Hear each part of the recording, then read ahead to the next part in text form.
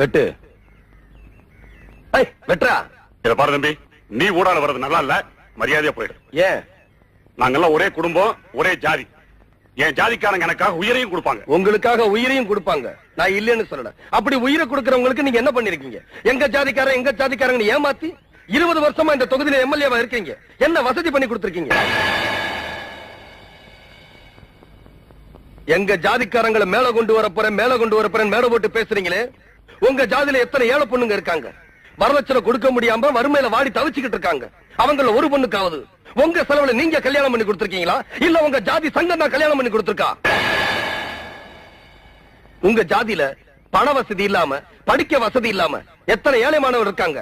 அவங்கள யாரையாவது உங்க செலவுல படிக்க வச்சிருக்கீங்களா, பட்டம் வாங்கி கொடுத்திருக்கீங்களா? இல்ல. போராட்டம் புத்திய மாத்தி ஜெயிலுக்கு அனுப்பிருக்கீங்க. அவங்க குடும்பத்தை எல்லாம் சீரழிச்சு நடுத்தரவுல நிறுத்தி இருக்கீங்க.